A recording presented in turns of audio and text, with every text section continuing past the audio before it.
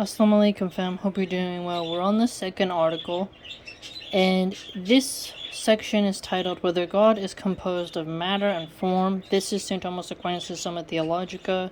He's a philosopher, theologian, literally a very important historical figure in just the world. So he's earned his respect, and let's nerd out on his works. This is also to do with question 3, though, which is of the simplicity of God, in 8 articles, and so this is the second article.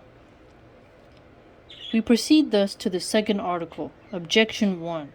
It seems that God is composed of matter and form, for whatever has a soul is composed of matter and form, since the soul is the form of the body.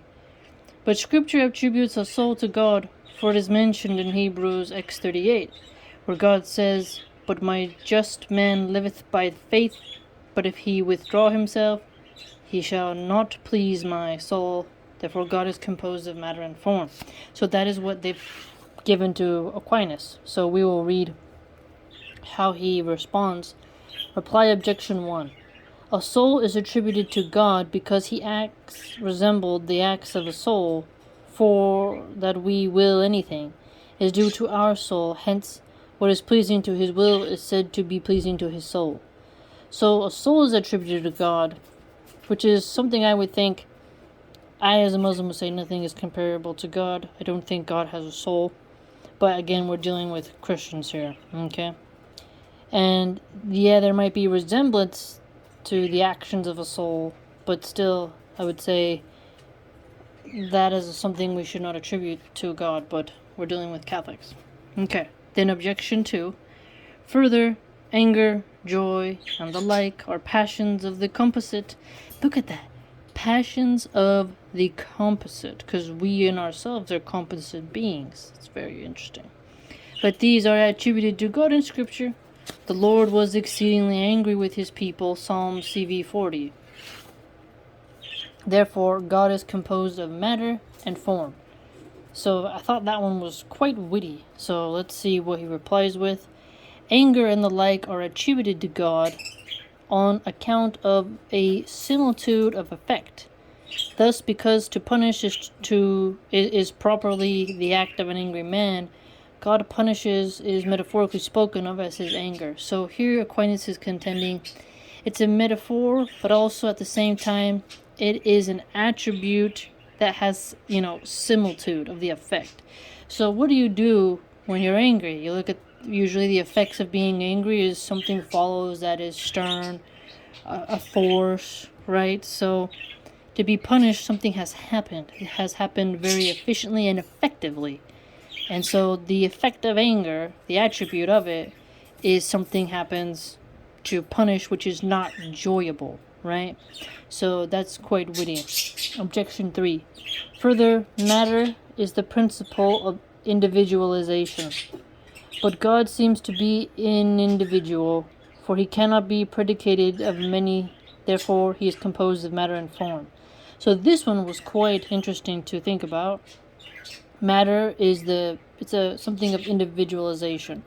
When you have become to be individualized in the sort of matter form, you are therefore something, right? You're there. So as God being alone, they're kind of saying that he's an individual because he's alone and he's not predicated on anything. So I would say Allah knows best. I don't think God is anything like what we can compare to. High above he is. But then again, somebody might say that's a cop-out, you're not trying to think. Whereas somebody could also turn back and say, it's quite a very difficult topic to even approach. So let's see his reply to objection 3. Forms which can be received in matter are individualized by matter. So look how he worded that. So forms, once they're brought into this reality that contains matter, they therefore then become individualized by it, which cannot be in another as in a subject, since it is the first underlying subject. So the first underlying subject is how matter is in this world at the same time. Although form of itself, unless something else prevents it, can be received by many. So unless something prevents it, so it's received by many, underlying subject received by many. But that form which cannot be received in matter, but is self-subsisting, is individualized precisely because it cannot be received in a subject. So notice this, I as a Muslim know God is self-subsisting, the eternal, right? So here a Catholic is contending, Aquinas is contending that if you are self-subsistent, you are not received by matter because you're not reliant on matter and you cannot be changed by matter. I would argue, though, that, God created the matter, he won't be subjected to anything within his creation. But a Catholic might argue how the body of Jesus, operated within matter, and that would be a different conversation, right? But it is interesting how he put self-subsisting there, and how it's not individualized by or received by any subject within this reality. And such a form is God. Hence, it does not follow that matter exists in God. So here we go.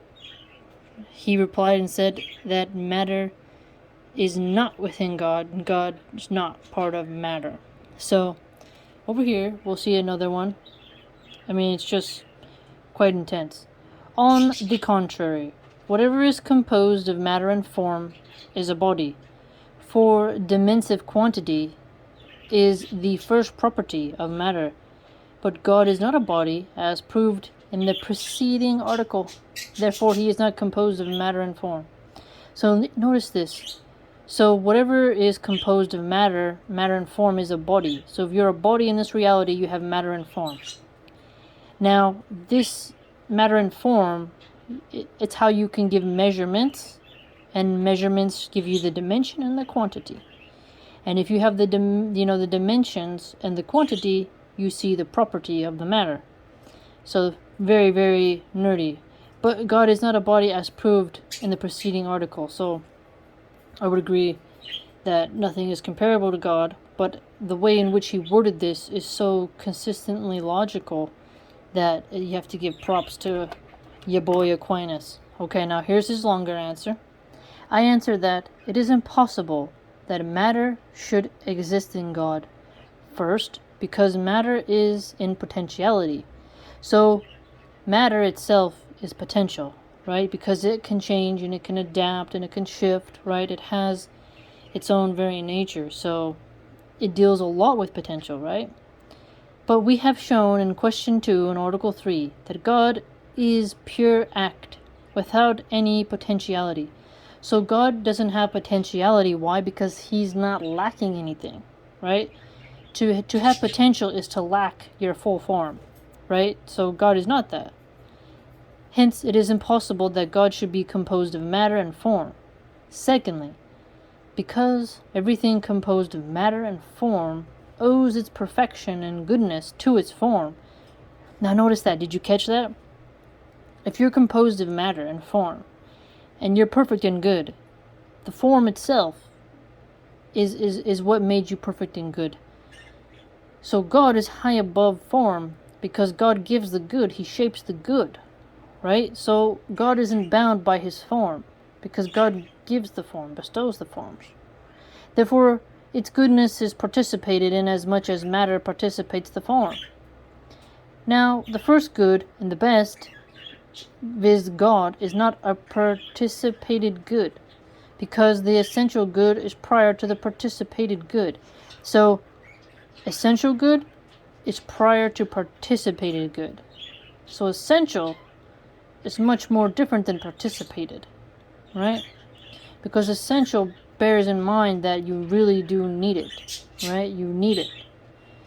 So, for it to be essential, then you get the participated, because the participate can't participate if there's nothing essential. Hence, it is impossible that God should be composed of matter and form. Thirdly, because every agent acts by its form. So notice this. Every agent acts by its form, so the form has a sort of control over how the agent conducts itself, right? Nothing can control God, so how could God be of matter and form? Because then the form would be able to limit God's power, right? Hence, the manner in which it has its form is the manner in which it is its agent. Exactly. By the manner, you see the agent. Therefore, whatever is primarily and essentially an agent must be primarily and essentially form. So, notice that. That was very intense right there. Primarily and essentially form. Now, God is the first agent. Now, remember how we went through in the beginning? God is the first genus, the first agent, the first mover. So, everything relies upon God to get it into motion. Remember, the archer must shoot the arrow to its mark.